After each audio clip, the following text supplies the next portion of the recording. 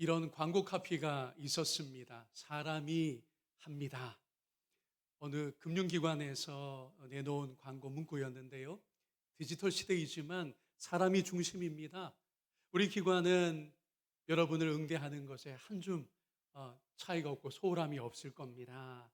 이런 가치, 이런 다짐을 담았던 걸로 기억합니다. 하지만 지금 그 기관의 영업점이 군산에 딱 한 군데만 남아 있습니다. 갈수록 그런 것 같아요. 사람이 하지 않습니다. 사람이 중심에서 밀려납니다. 저마다 외롭고 공허하고 삶의 감동은 많이 줄었습니다. 그렇다면 무엇이 감동을 되살릴 수 있을까요? 무엇이 사람을 사람답게 만들 수 있을까요? 저는 믿습니다. 여전히 사랑이 그렇게 할 수 있다라고요. 그래서 사랑이 합니다. 사람이 합니다에서요. 사랑이 합니다라는 제목으로 말씀 나누겠습니다. 이 시간에 온 세대가 모였습니다. 사랑을 주제로 한 그림책을 그래서 좀 보여드리고 싶었어요. 이 지은이는 에일린 스페닐리라는 분인데 신앙인입니다. 그리고 이제 등장할 주인공은 해치라는 이름의 중년 아저씨입니다. 해치 아저씨가 이렇게 출근합니다.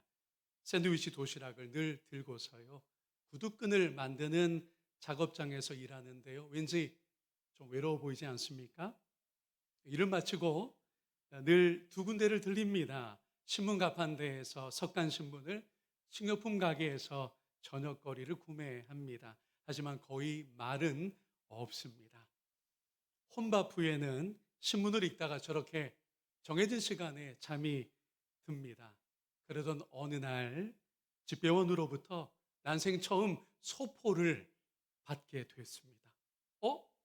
이거 나한테 보낼 사람이 없을 텐데? 조심스레 열어보니 하트 상자가 나왔고 그 속에 초콜릿과 사탕이 가득했습니다. 가장 놀라운 건 저 그림의 아래쪽에 있어요. 카드가 있었는데요. 거기 누군가 당신을 사랑합니다 라고 적혀 있었습니다.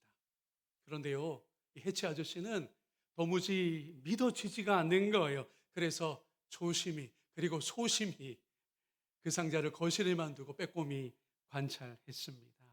다음 날이 되어서야 이렇게 의심을 내려놓고 그 사랑을 받아들였습니다. 뛸 듯이 기뻤어요. 사람이 사랑받으면 기쁘거든요. 변하거든요. 안 하던 노란색 타이를 메고 미소로 만나는 이들에게 인사를 건넵니다. 확 달라진 모습의 이웃아이가, 여러분 그림 보고 계세요. 깜짝 놀라서 장난감 수레를 그냥 손에서 놓치고 말았습니다. 일터 동료들도 놀라서 웃으며 초콜릿을 나눠주는 해치 씨의 모습이 왠지 낯선 것 같습니다. 또한 퇴근길에도 사람이 완전히 달라졌어요. 신문 가판대에서 수고하는 스미스 아저씨가 독감인데도 병원을 못 가고 있어요. 왜요? 간판대를 비울 수가 없으니까요. 내가 좀 맡아주겠어. 다녀오세요. 대신 가게도 봐줍니다. 이렇게 파티까지 열었습니다. 맛있는 브라우니와 음료를 직접 준비했고요. 처음 보는 광경이었어요. 하모니카도 멋들어지게 불었습니다. 자, 그런데 하루는 똑같은 그 집배원 아저씨가 당황한 기색으로 찾아왔습니다. 그리고 뜻밖의 말을, 믿기지 않는 말을 건넵니다. 저기 해치 씨, 그 소포가 다른 주소로 가는 건데 내가 혼동하고 말았어요. 해치 씨는 소포와 사랑 카드를 받기 이전으로 돌아가 버렸습니다. 일터에서 다시 혼자 점심을 먹었고요. 퇴근하면서 신문 가판대와 식료품점을 들리지만 눈도 마주치지 않고 용건만 해결합니다. 놀러 오던 아이들에게 인사도 하지 않았고요. 이웃들이 근심합니다. 무슨 일이지? 서로 궁금해합니다. 그러다가 상황을 알게 되었고요. 해치 씨의 친절을 떠올리면서 우리가 그를 도웁시다 라고 마음을 합치게 된 거예요. 그 결과가 이렇습니다. 누군가 당신을 사랑합니다라는 문구를 바꾸어서 everybody, 모두가 혜치 씨 당신을 사랑합니다라고 현수막을 준비하면서 집 앞에 몰려온 거예요. 격려와 사랑을 아낌없이 보냈습니다. 혜치 씨는 다시 웃으며 감격의 눈물을 흘렸습니다. 이제 물어볼게요. 맨 처음에 혜치 씨를 감동해서 새로운 일상, 새로운 관계가 열리게 했던 게 무엇입니까? 한마디로 사랑입니다. 그리고 맨 나중에 혜치 씨를 다시 살아나게 한 것도 무엇이지요? 그것 역시 사랑입니다. 모두가 당신을 사랑해요 라는 이 문구에, 이 표현에 그의 마음이 회복되었던 거죠. 설교 제목 그대로입니다. 여러분, 사랑이 합니다. 다시 말씀드립니다. 사랑이 해내는 것입니다. 목사님, 세상 물정을 좀 모르시나 본데요. 사랑도 뭐 괜찮지만 사실은 돈이 합니다. 라고 저에게 조언하실 분이 이 자리에 있을지 모르겠어요. 돈 많으면 다 될 것 같죠? 그렇지가 않습니다. 유명해지면 다 될 것 같죠? 그렇지 않아요. 힘을 차지하면 다 이룰 것 같지요. 종종 그 반대가 되곤 합니다. 요즘 아이들에게 뭐가 되고 싶어요? 물어보면 유튜브 스타가 될 거예요. 한 반의 절반 정도 아이들이 이 대답을 합창하듯 내놓습니다. 왜요? 유튜브 스타가 되면 유명해지고 엄청난 돈이 그냥 들어오니까요. 재미있는 건 한 반의 절반 정도의 엄마들은 자기 어린아이가 의사가 되기를 바라고 있다라고 하는 조사 결과가 있습니다. 여러분, 이 동상이몽 그 사이에 우리가 확인하는 게 있어요. 이게 빠져 있습니다. 이게 들어와야 되는데 어디로 도망가 버렸어요. 그게 바로 사랑이라는 것입니다.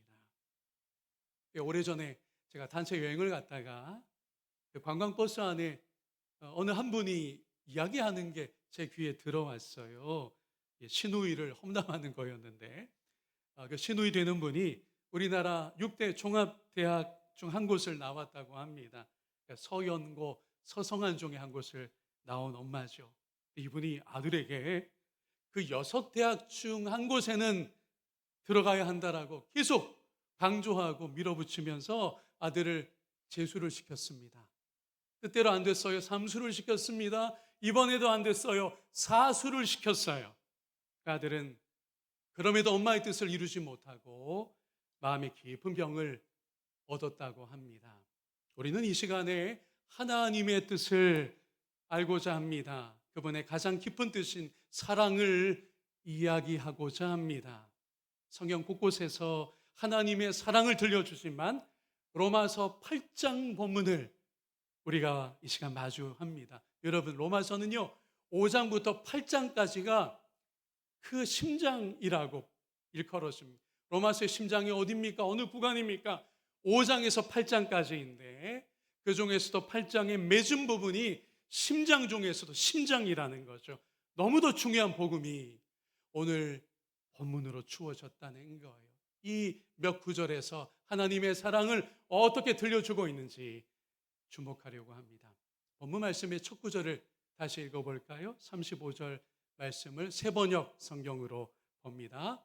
누가 우리를 그리스도의 사랑에서 끊을 수 있겠습니까? 환난입니까? 곤고입니까? 박해입니까? 굶주림입니까? 헐벗음입니까? 위협입니까? 또는 칼입니까? 9절 좀 띄워놓으시고요. 두 가지를 눈여겨보아야 할 텐데요. 그리스도의 사랑이라고 하는 주제가 무엇보다 중요하고 또 하나는 환난부터 칼까지의 목록인데요. 모두 몇 가지입니까? 제가 친절하기로 작정했어요. 7가지입니다. 하나 알아두시면 좋은데요. 여러분, 7가지하고 그리고 10가지는 2000년 전 당시 지중해 세계 혹은 히브리인들도 이런 의식은 좀 있었던 걸로 알고 있어요. 숫자 7이나 10은요 세상의 모든 것을 대표하는 수였습니다. 그냥 7개가 아니었어요. 어떻게 나열하다 보니 10가지에서 멈춘 게 아니었습니다. 7이든 10이든 이 목록은요 당시 세계관에서는, 관념에서는 모든 걸 다 이야기한 거였어요. 대표적인 숫자였다는 것을 마음에 두시면 좋겠습니다. 자, 지금은 이 초점인데요. 로마서를 쓴 바울이 그리스도의 사랑에서 희망을 봅니다.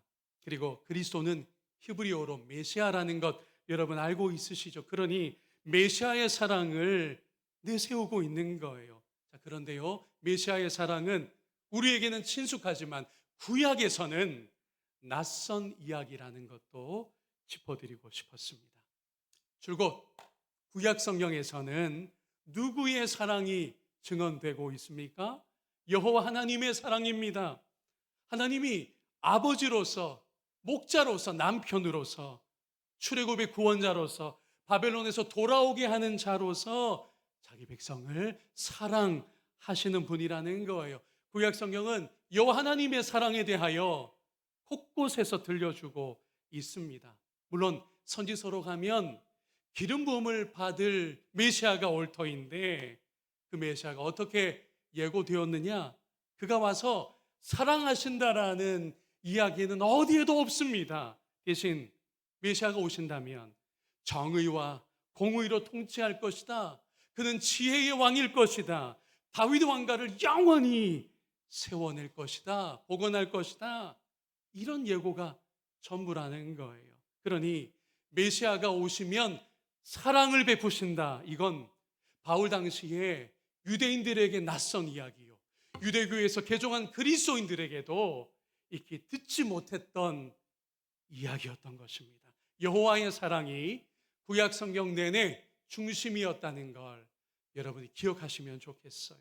자, 그래서 메시아의 사랑, 즉 그리스도의 사랑을 바울이 선포한 건 굉장한 일입니다. 우리에게는 친숙할지 몰라도 당시로서는 놀라운 복음이었어요. 로마서라는 복음의 심장에다가 그것도 예수 그리스도의 사랑이 있습니다. 그의 사랑은 곧 여호와 하나님의 사랑의 증명입니다라고 설파한 것은 너무도 멋진 복음이었다라는 거예요. 39절 말씀을 읽으며 확인하겠습니다. 높음이나 깊음이나 다른 어떤 피조물이라도 우리를 우리 주 그리스도 예수 안에 있는 하나님의 사랑에서 끊을 수 없으리라. 아멘. 보고 계시죠? 메시아의 사랑을 누구의 사랑과 연결하고 있다고요? 여호와 하나님의 사랑과 연결한 인물이 바로 바울 사도입니다. 이렇게 없던 복음이에요. 우리 노란색으로 강조된 이 부분을 함께 외쳐보겠습니다. 우리 주 그리스도 예수 안에 있는 하나님의 사랑. 아멘. 한 걸음 옮겨 보겠습니다. 또 하나 놀라운 곳으로 우리가 가는데요. 다른 지역이 아니라 로마와 그곳의 성도들에게 보낸 서신에서 사랑을 선포한 것 자체가 놀라운 일이었습니다. 이런 말이 있지요. 번데기 앞에서 뭐 하지 말라고요? 감히 주름 잡지 말라는 속담이 있습니다. 예를 들어서 우리 군산에 외지인이 와가지고 니들이 박대 맛을 알아?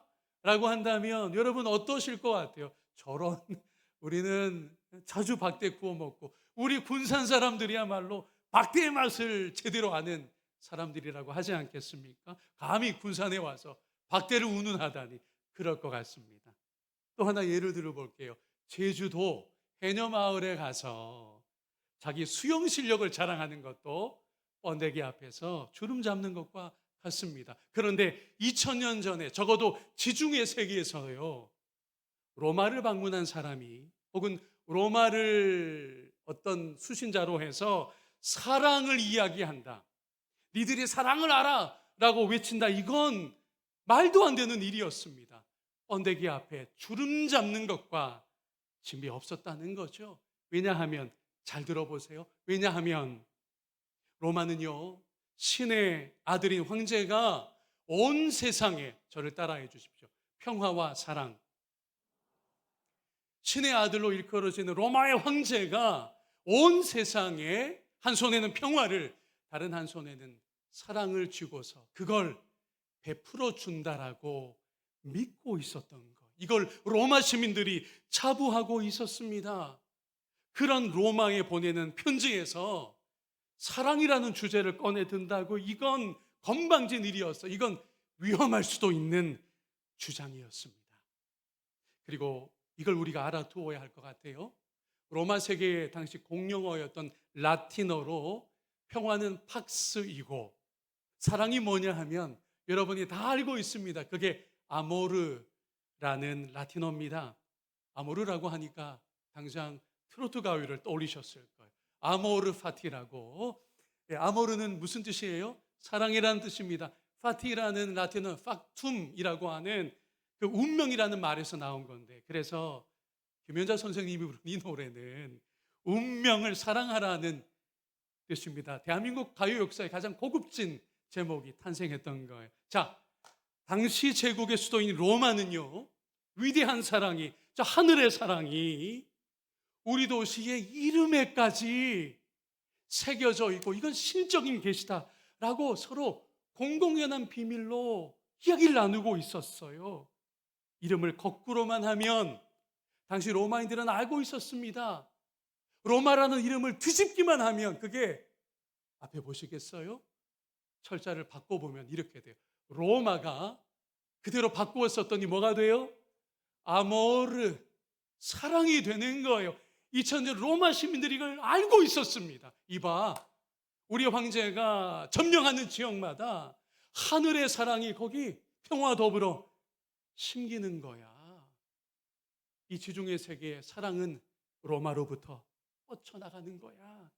자부심이 있었다고요. 그런데 그 로마에 보내는 서신에서 그 지역에 있는 그리스도인들에게 보내는 편지에서 바울의 심장과 같은 주제가 뭐라고요?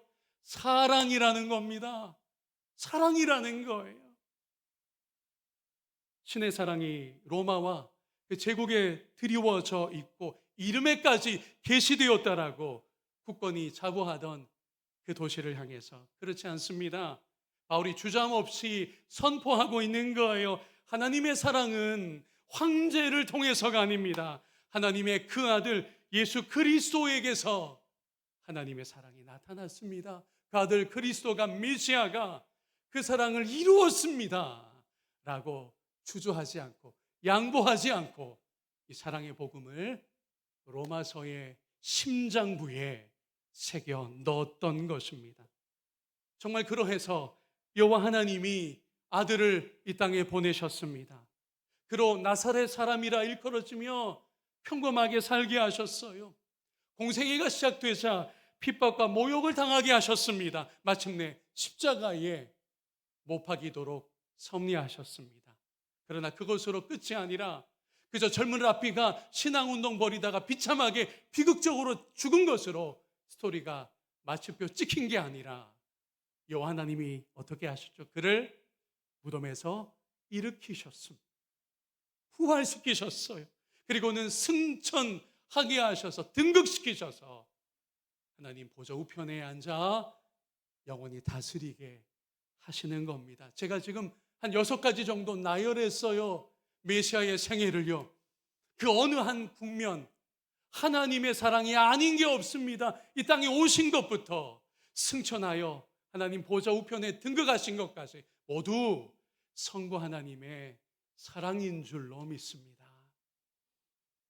이제 우리가 그 사랑의 적용으로 나아가서 잘 매줌해야 될 것 같아요. 이렇게 됩니다.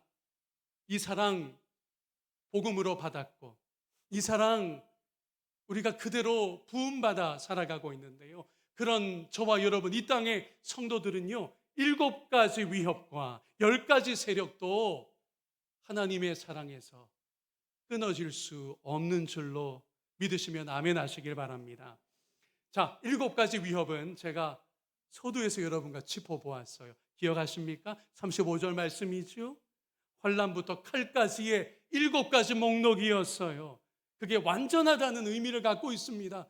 그래서 나열하다 보니 더 안 나오네. 여기서 끝. 그게 아니에요. 숫자 7은 다 이야기했다는 겁니다. 세상의 현실을 대표했다는 거죠. 자, 그런데 10가지 세력은 무엇일까요? 하나님의 사랑이 그 아들에게 나타나 우리에게 부음바 되었는데 하나님, 그 사랑이 잘 안 믿어져요. 저는 지금 이런 어려움이 있습니다. 사랑하는 이가 너무 아픕니다. 내가 위하여 기도하는 그가 지금 뜻밖의 고난 중에 있습니다. 우리 가정에 왜 이런 일입니까? 하나님이 사랑이시라고 하는 이 복음에 의구심이 들 때가 있다고요. 그렇게 하는 7가지 위협과 바울은 거기서 멈추지 않았어요. 10가지 당시 2000년 전 세계관에서 가장 센 놈들을 몽독으로 제시했는데 그게 보면 38절과 39절에 나와요. 함께 볼까요? 세번역 성경입니다. 나는 확신합니다. 죽음도 삶도 천사들도 권세자들도 현재일도 장래일도 능력도 높음도 깊음도 그 밖에 어떤 피조물도 우리를 우리 주 예수 그리스도 안에 있는 하나님의 사랑에서 끊을 수 없습니다. 아멘. 여러분, 여기에 바울의 로마서 복음에 핵심이 있어요. 복음의 심장이 있다면 심장 중에 심장이 38절과 39절인 겁니다. 이 땅을 살아가면서 사랑하는 이를 먼저 떠나보내게 될 때 그 상실, 그 슬픔은요, 우리로 하나님의 사랑에 대하여 머뭇거리게 만듭니다. 하나님, 정말 사랑해 주신 거 맞습니까? 왜 이런 질병입니까? 왜 이렇게 먼저 가야 합니까?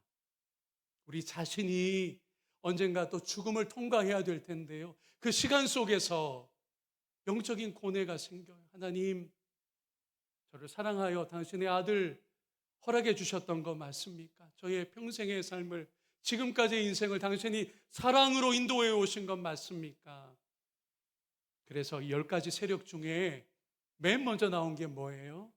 죽음이라는 거예요. 우리 의도를 하고 있는 겁니다. 죽음만큼 우리를 허무하게 만드는 게 또 없어요. 죽음이면 다 끝이라고 하는 보통의 생각들이 얼마나 센지 모릅니다. 그러나 바울은 그걸 뒤집고 있어요.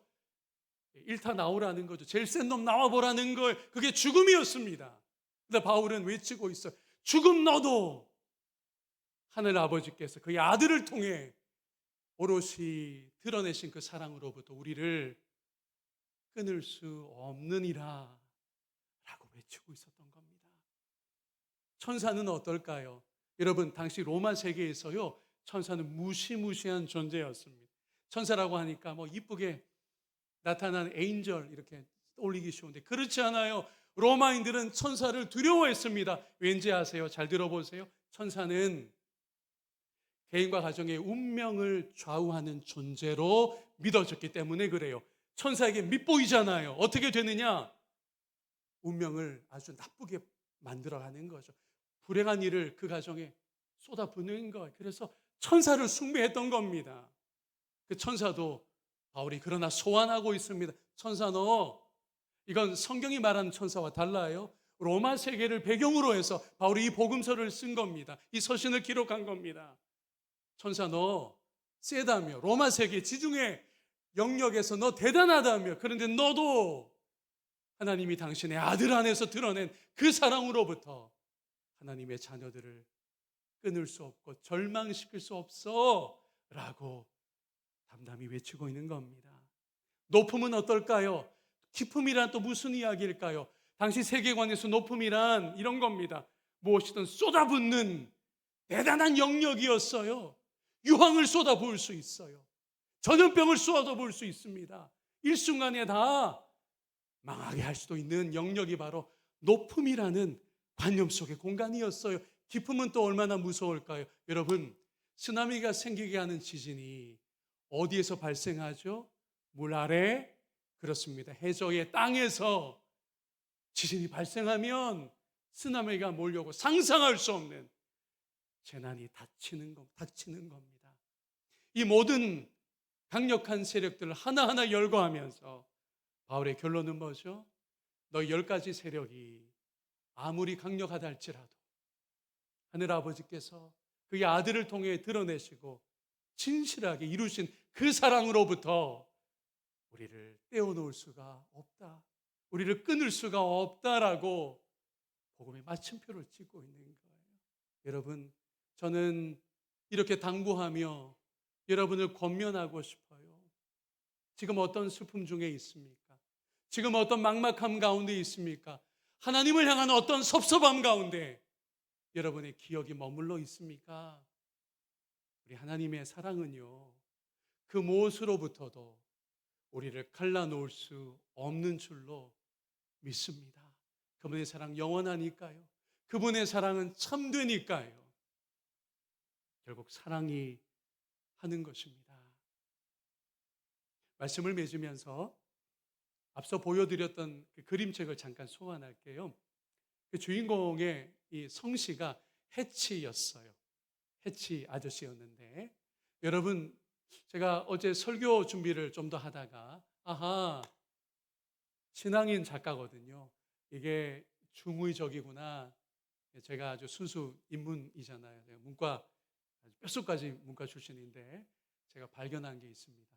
왜 그 수많은 영미권에 성씨 중에 해치라고 했을까? 여러분, 그 해치라는 단어가 일반 단어로 쓰이면 이런 뜻입니다. 부화하다.